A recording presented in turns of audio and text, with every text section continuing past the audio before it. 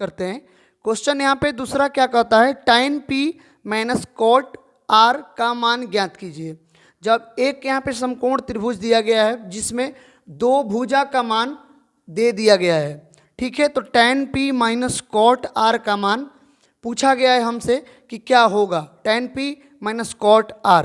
तो ये एक यहाँ पे त्रिभुज दे दिया गया है जिसमें दो भुजा का मान पहले से दिया गया है क्वेश्चन में ही। एनसीईआरटी की बुक प्रश्नावली 8.1 का ये प्रश्न नंबर 2 है, ठीक है। तो चलिए इसको हम लोग क्या करते हैं, सॉल्व करते हैं। तो चलिए शुरुआत करते हैं। यहाँ पे tan p दिया गया है, यानी कि कोण किसकी बात कर रहा है, कोण p की बात कर रहा है। उसके बाद किसकी बात कर रहा है, कोण r की बात कर रहा है। यहाँ पे एंगल p और एंगल r के बारे में दिया गया है, ठीक है। तो दोनों को हम लोग कोई भी एक एंगल मान लेंगे, थीटा मान लेंगे। चलिए सबसे पहले हम लोग P का निकाल लेते हैं।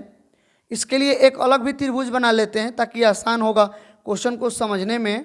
चलिए इस प्रकार से आप बना लें PQR। यहाँ पे हमारा तो 90 डिग्री होगा और इस वाले फिगर में फिगर नंबर 1 और फिगर नंबर 2 दे देंगे हम लोग, फिगर नंबर 1 और फिगर नंबर 2, ठीक है। चलिए यहाँ पे हमारा P है तो यहाँ पे हम लोग R को ले लेते हैं, ठीक है।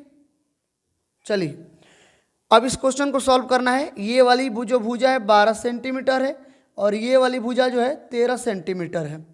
तो चलिए पहले हम लोग tan P ले लेते हैं। tan P लेंगे तो tan का फॉर्मूला क्या होता है, लंब बटे में आधार, ठीक है। आप इस शॉर्ट नाम को हमेशा याद रखें, लाल बटा में कक का। इसी से आप त्रिकोणमितीय अनुपात आसानी से निकाल लेंगे, किसी भी फॉर्मूले का आसानी से आप लिख लेंगे। अगर आपको याद हो ना हो तो भी आप आसानी से इससे लिख लेंगे, ठीक है। तो tan p sine cos tan, लंब बटे में आधार, tan का लंब बटे में आधार होगा फॉर्मूला। अब यहाँ पे लंब बटे में आधार दिया गया, सॉरी, इस tan के फॉर्मूले में लंब बटे में आधार आता है। अब हमें किसकी जरूरत है, तो यहाँ पे देखेंगे tan p, तो tan p में ये हो गया न्यून कोण, यानी ये थीटा है, तो थीटा के सामने वाली भुजा क्या होगी, लंब होगी, ठीक है। फिगर 1 को हम लोग नीचे लिख लेते हैं।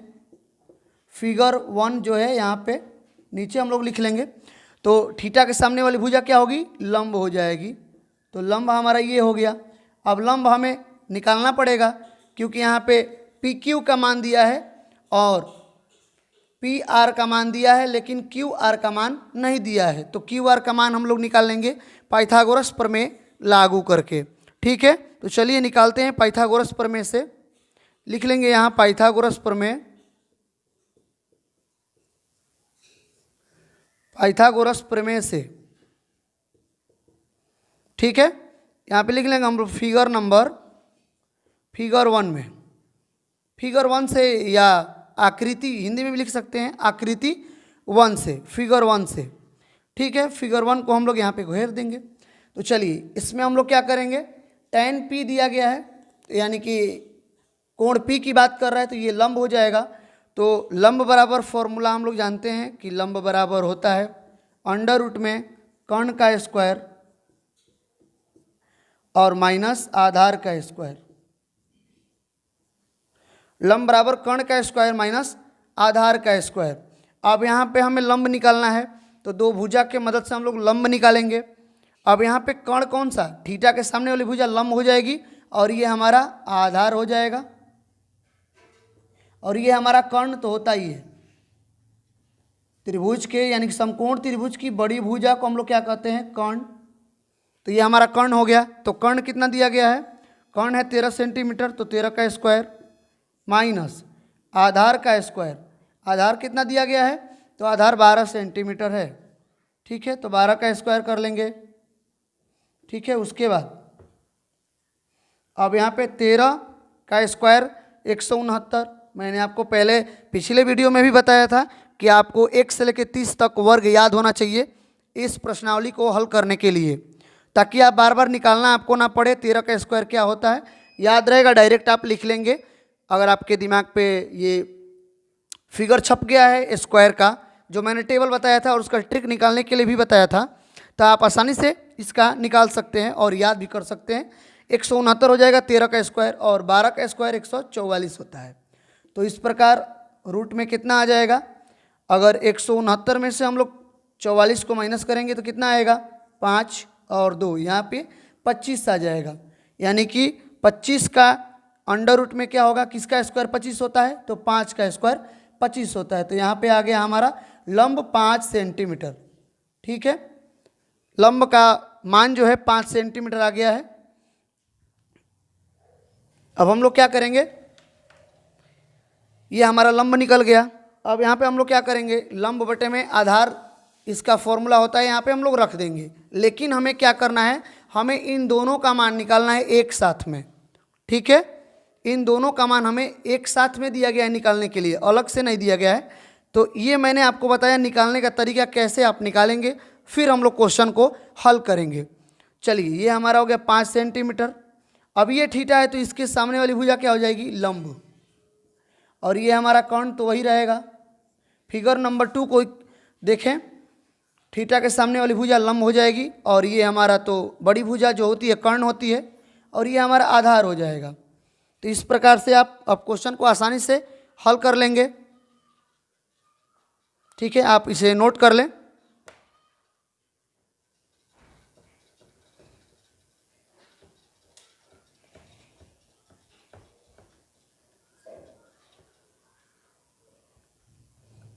तो ये हो जाएगा 5 सेंटीमीटर यानी आधार।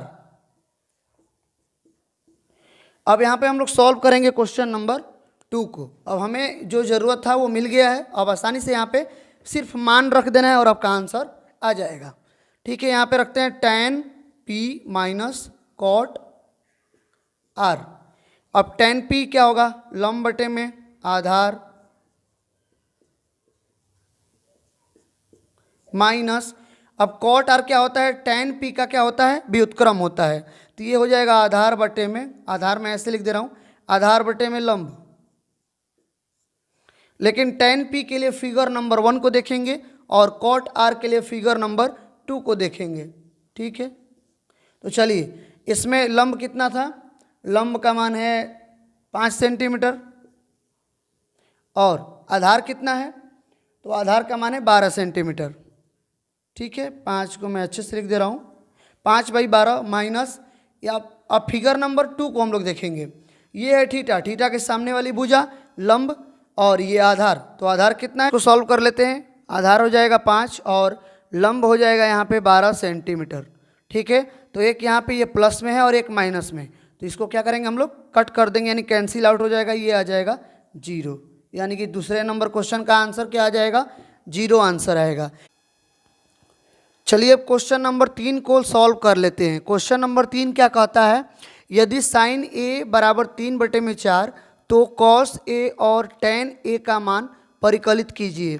ठीक है, यहाँ पे साइन a का त्रिकोणमितीय अनुपात दे दिया है, कॉस a और tan का त्रिकोणमितीय अनुपात पूछा है। ठीक है, तो चलिए इसको निकालते हैं। अब साइन a का त्रिकोणमितीय अनुपात 3/4 दिया है। साइन का त्रिकोणमितीय अनुपात क्या होता है, लंब बटे में कर्ण, यानी यहाँ पे आधार नहीं है, ऊपर में लंब और नीचे में कर्ण, यानी साइन a का त्रिकोणमितीय अनुपात में 3 और 4 जो दिया है, लंब और कर्ण दे दिया है, आधार हमें क्या करना है, निकालना है। तो आधार हम लोग निकाल लेते हैं। ठीक है, इसके लिए हम लोग एक फिगर बना लेंगे। ठीक है, एक समकोण त्रिभुज बना लेंगे, ए बी सी एक समकोण त्रिभुज बना लेंगे, जिसमें ए को हम लोग न्यून कोण दे देंगे। मान लीजिए कोई एंगल थीटा है, तो यहाँ पे साइन ए हम लोग लिखेंगे, साइन ए बराबर 3/4। तो इसमें देख सकते हैं लंब और कर्ण दे दिया गया है, यानी ये थीटा है तो ये वाली भुजा क्या होगी, लंब हो जाएगी, यानी लंब का मान कितना दिया है, 3। ठीक है, और ये वाला हमारा कर्ण होता है, कर्ण का मान कितना दिया है, 4। ठीक है, यहाँ पे ये लंब 3 और कर्ण 4, तो हमें पूछ रहा है आधार यहाँ पे निकालेंगे, फिर तभी तो यहाँ पे कॉस ए और tan ए का आप मान निकाल सकते हैं। तो यहाँ पे हम लोग सबसे पहले आधार निकालेंगे। ठीक है, तो आधार को यहाँ से निकाल लेते हैं हम लोग। यहाँ पे आधार यानी कि पाइथागोरस प्रमेय लागू करके हम लोग आधार निकाल सकते हैं।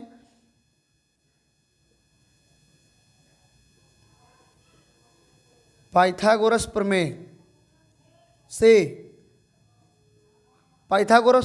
प्रमेय से हम लोग यहाँ पे आधार बराबर अंडर रूट में कर्ण का स्क्वायर माइनस लंब का स्क्वायर, ठीक है, निकाल लेंगे। अब यहाँ पे हमारा कर्ण कितना दिया गया है 4, तो 4 का स्क्वायर, और लंब कितना है 3, तो 3 का स्क्वायर, ठीक है। अब यहाँ पे हम लोग क्या करेंगे, अंडर रूट में 4 का स्क्वायर 4 चौका 16 और 3 का स्क्वायर 9। अब 16 में से हम लोग 9 निकालेंगे तो 7 बचेगा, और ये हमारा हो जाएगा क्या, आधार। ऐसे हमारा आधार निकल गया। अब हम लोग cos A और tan A का मान निकाल सकते हैं। तो आधार का मान कितना आ गया, रूट में 7, ठीक है। ऐसे आप फिगर बना के जब क्वेश्चन को सॉल्व करेंगे तब का मार्क्स पूरा मिलेगा, ठीक है। कहीं भी मार्क्स कटने वाला जगह नहीं दिखाई दे रहा जहाँ से आपका मार्क्स कट सके। फाइनल एग्जाम में आप ऐसे ही बनाएं किसी भी क्वेश्चन का फिगर बना के, ताकि आपका फिगर इंप्रेशन बनाता है और यहाँ से आप आसानी से क्वेश्चन को बना लेते हैं। और जहाँ पे एग्जामिनर जो चेक करता है, अगर इस प्रकार से इस सिस्टम से आप क्वेश्चन को सॉल्व करते हैं तो आपका मार्क्स फुल मिलता है, ठीक है। तो चलिए यहाँ पे हम लोग आधार निकाल लिए हैं। अब हम लोग क्या निकालेंगे, cos A और tan A। इसे हम मिटा दे रहे हैं। यहाँ से हम लोग cos A और tan A निकाल लेंगे लाल बटे कक्का शॉर्टकट से, ठीक है। तो cos A बराबर आधार बटे में कर्ण, ठीक है। अब यहाँ पे आधार का मान कितना है, आधार का मान है, ये हमारा आधार है, आधार का मान रूट में 7 और हमारा कर्ण हो जाएगा 4। ये हमारा हो गया आंसर, 7 रूट 7 बटे में 4, ठीक है। अब यहाँ पे हम लोग tan A निकाल लेंगे। tan A बराबर लंब बटे में आधार, यहाँ पे लाल बटे में कक्का आप लिख लें जिससे आपको आसानी होगा त्रिकोणमितीय अनुपात को लिखने में। कहीं भी आप लिख सकते हैं, यहाँ पे लिखेंगे डायरेक्ट आपका ध्यान चला जाएगा, इसमें गलती होने की संभावना नहीं होती है। तो लंब बटे में आधार, यहाँ से लंब बटे में आधार हम लोग लिख लेंगे, ठीक है। तो यहाँ पे लंब कितना है, लंब का मान 3 और आधार का मान हमारा है यहाँ पे रूट में 7। यह हमारा हो जाएगा आंसर।